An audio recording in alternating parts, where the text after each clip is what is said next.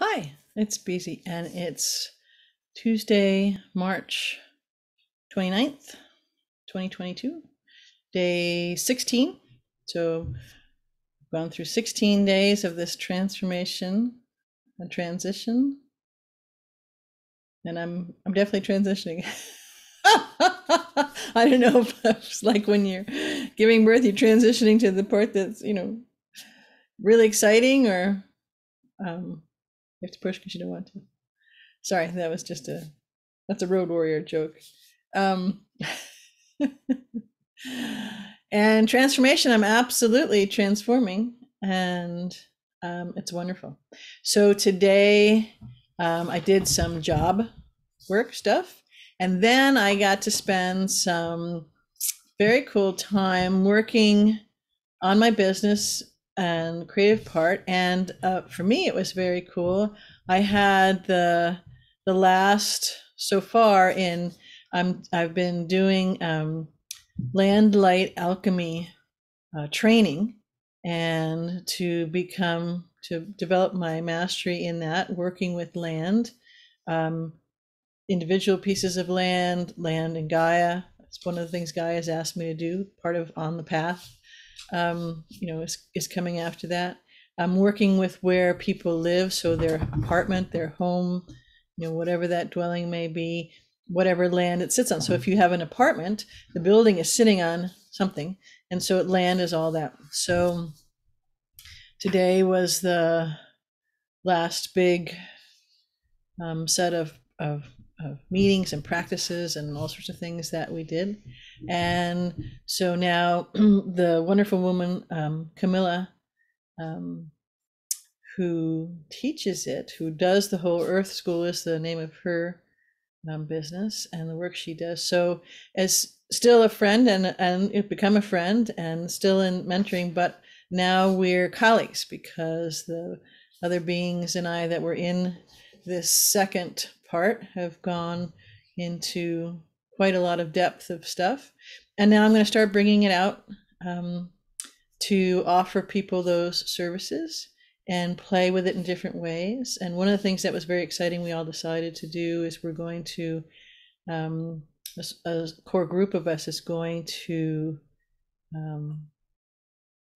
put something together. We're going to do it next week, and we're going to do it'll be a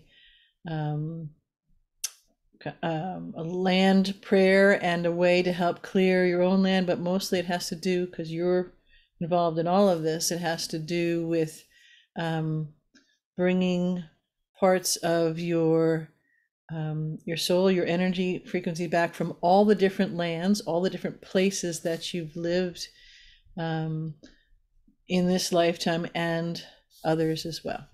So we're going to put that on, and I'll put it out, and we'll see how that works.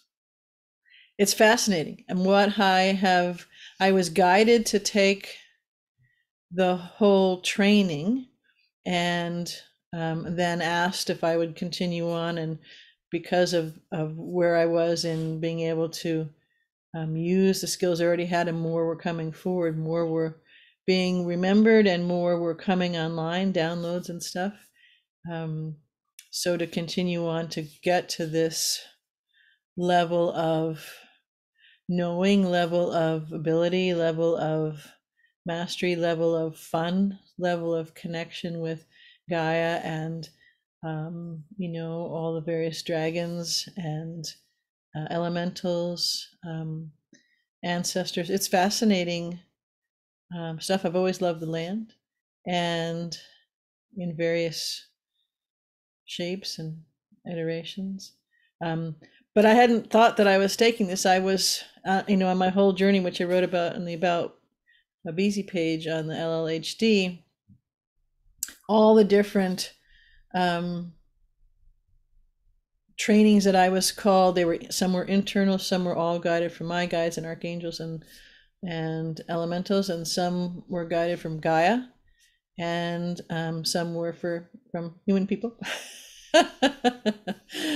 To answer questions I had or things I wanted to do. anyway, so for me, this was a very exciting day to be able to do that, and then now to start playing as colleagues in, that's got a kind of interesting ring to it, foreign to me but interesting, in Land Light Alchemy, and I'm in the process of developing a protocol where to come up with a better kind of naming for it. But basically, there is land out there that is calling you to do things, to create things in your new work, in your new heart's desire, whatever that may be. There are lands and places and spaces that are wanting to play with you, to work with you, to co-create with you. And since, at some point as I go wandering a bit, and because a lot of that is intentionally with Gaia, I will meet up with um, a, a piece of land that has the same heart's desire that I do, which I'll talk about a bit more as I go, but of not even quite sure, the old linear words don't really work, but a center, an area, an experiential space, a learning space that's for people on the planet and for non-locals. It will be a gathering place, a residency, a wonderful stopping off point, a place to gather and come here and from around the planet as well. And so I was looking for that and thought, well, let me do that as one of my, kind of my mentorship studies in the program I was in, of how do I download that? How do I call that forward? How do I take what I've already been working on and the mastery there to create that? And so it's been, creating, and I've been doing it for me, and I've been doing it in kind of a two-step, seems to be a common thing for me, where I have a question, I'm curious how to do something or how to solve something or how to bring solution energy in or expansion energy in, and so I was doing it for me, for my own experience, following the guidance, following, kind of the meetings I would have, a room full of all sorts of wonderful beings, my master guides and my soul and others. And then I would be asked to do something. It seemed sometimes that didn't make any sense, but I just did it. And as I was doing that, I was playing with it. I was experiencing it for myself. And I had a special notebook. So I was taking, writing down the steps. I was writing down what I was told to do. I was writing down the steps. I was writing down the questions that came up within me as if I was going to be, my client later on with this protocol. And then I tried out that thing and gained information and so I was doing this whole process of learning it myself, creating it myself, bringing it into being myself, and then at the same time, capturing all of that data, capturing those steps, capturing what came up or how, I played with then some idea, some directive, some component, some process or procedure, and what ended up coming in the wisdom to tweak that and change that. So it's not completely finished yet, but it's probably at the stage now that I will start to put it out there, definitely to the founding members, if they want to come and play. Again, it's for your house or abode, wherever that is, and land as well if you have it, or if there's an area in your neighborhood, whatever it is. So, but I'm at that stage now, and then I like the idea of having maybe doing a group workshop where the people are looking at this idea, thinking of this idea, either where they are right this moment, staying there and changing that. So that was very fun today to do that. And we came up with this event we're going to do and put the stuff together, and then I'll bring it forward for people to come play if they're interested. In this first part is about, calling all of you back from the lands and stuff.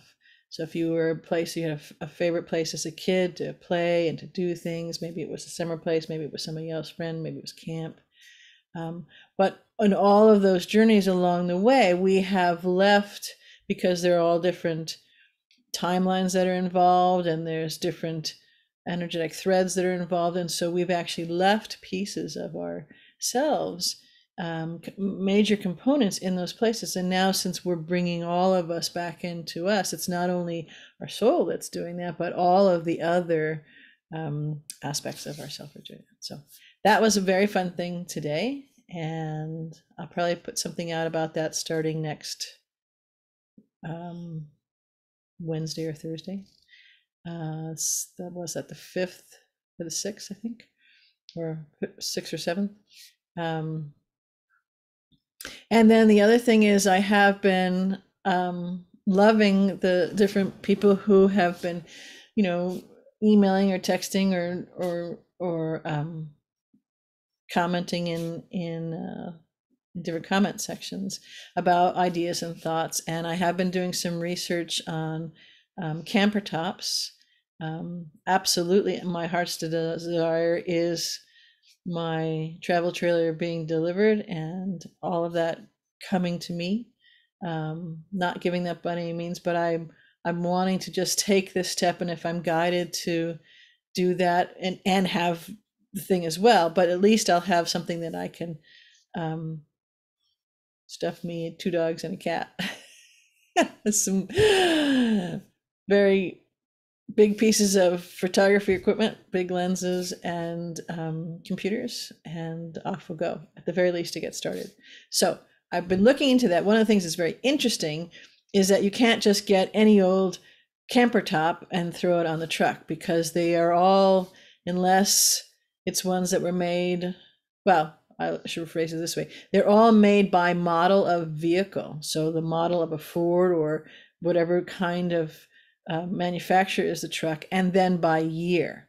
Now, sometimes if there hasn't been a lot of change in the configuration, the bed configuration, or how the front part meets the bed, and is it a super crew, is it a quad, all those kinds of things.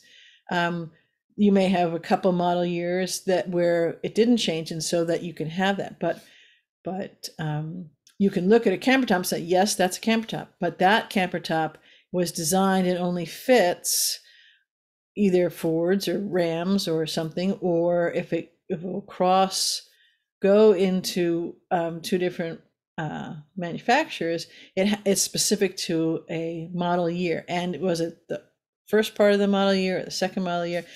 I didn't know there was so much to know about camper tops. Not like the one I had, I don't know, 34 years ago, 40 years ago. But so I've been getting a lot of research on that. I've actually talked to some of the ads that got sent to me, and the people, places were suggested. And one of the things that I've been told, one person was actually, it's a private person, but they worked in a dealership that had sold all of these things, and they said, you have to be careful, because if it isn't for your specific year and the configuration for the truck and what goes on, it won't seat properly, so it won't be waterproof. And since trucks by the tailgate have a tendency, all trucks, brand new even, doesn't matter, have a tendency to have a little bit of water come in, you want that to be the only place you have to mitigate that coming into your home. So they said you could do it, but it's much more involved than just some weather stripping, was kind of what I was thinking. You lay the foam down, and they said, if you want a reel that you can put possessions in there, sleep in there, have your animals and be safe, and it be snug, it be tight, that would cost you quite a lot of money. And so you're not saving anything really, maybe a couple $100, if that, with going with the old ones. Sometimes you can find one that is designed for your truck, your year, where in the model cycle it was, and the length of the bed, because it has to be specific to the bed. There's a short bed that is 2 different. I come to find out, on a short bed F-150, there's, with a super crew cab in the front, there are 2 lengths of bed. So there's a short bed and then a little shorter bed. And it isn't based on the wheelbase, it's based on the actual length of the bed. So blah, blah, blah, blah, blah, blah, blah. Anyways, I've done some research and I found a lot of things out, and I found where to steer away from and what I have to look for. And if I do go up to a truck on a camper top, like in someone's yard or something like that, different ways that possibly I could identify by the manufacturer and all that kind of stuff, what that camper was made for, and then work from there. So unfortunately, that isn't as easy as I thought it was. Who knew? But there you go. But the ones that do fit the trucks specifically for that are really great, and they fit well, and it would be very useful because they're not, the ones I'm looking at aren't, they're not heavy and clunky, they're streamlined, they're made out of materials that are actually much sturdier and can have good air cross ventilation stuff for the dogs and locking. And most important, on the ones that the right model for this truck that I have, I can be inside and I can turn it from the inside latch and I can lock it from the inside, so we can go to sleep and have that security there.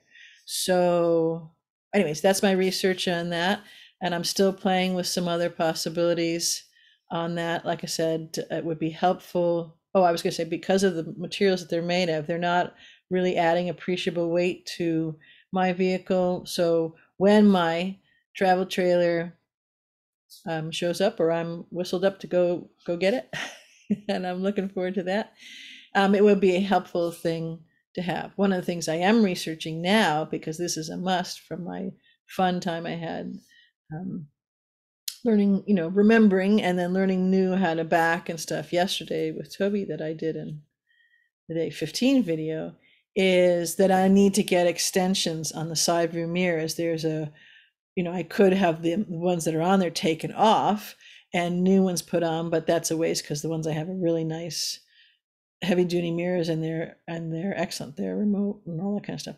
But you can, again, by the year and all that of the truck, I can find, and I have to do that later tonight, research, I can find extensions. So if my mirror, my side view mirror is here, it's like a sleeve or a way that somehow secures on so it's snug, but it's going to give me about this more room. If my head is the existing side view mirror that I have, it's going to give me this more space on a view of the actual trailer. So having an extension is actually easier, because when I'm not driving the trailer, then I can whip them off and no one's going to take them. They're not going to smack anything. I'm not going to have to worry about, in the parking lot, is someone going to hit it? And all of which I would have to if they were stationary. So I've educated myself about that, and I should be able to find some of those tonight, and hopefully they'll be not too big a price, and then keep going on the business and start to figure out ways to magnetize my audience to me that wants to take workshops and to play different things and buy the different products that I'm in the process of creating. And I'm going to start to offer my photography, light and coated photography as well. So it's a process, and I'm doing pretty good. And it's day 16, and I tell you, at some moments it feels like it's only been one day, and step by step I'm moving through it. And some days it's like, it seems like it's been 100 years, simply because I've been running to get all the different things done. And it's not all one piece, it's the job and all of that, and then the leaving the job. So I have to actually not only do the job, but map down everything that I did, because my position is unique in how I was doing it. Like I said, it'll take 4 different people to fill in for me. So I have got to actually then parse out those pieces of the job and build in what needs to be done so that everything keeps getting done for that. So do the job and kind of write the job descriptions. And then the business, which is the parts of it are quite lovely, and fun, and some things are just kind of technical, and some things are a little overwhelming on all of it. So I'm doing my best to dance and not be in the overwhelm, and when that comes, to step out of the kind of the whirlwind, and more clearly, more determinedly step in fully into the heart, which I've been doing in a very full, strong way. I'd say right now my baseline flow of that connectedness is about 92%. So I go up from that, but that's my baseline. So I'm not going down from that. So that's very exciting for me, and something that is joyful, and I've been playing on for a while. So there you go. Day 16, fun stuff. And I'm feeling that there's going to be more playing, so more exciting things, more exciting beings dropping by. It's already starting to happen, and I'd like to start to share some of that in these little video journals too. I love you.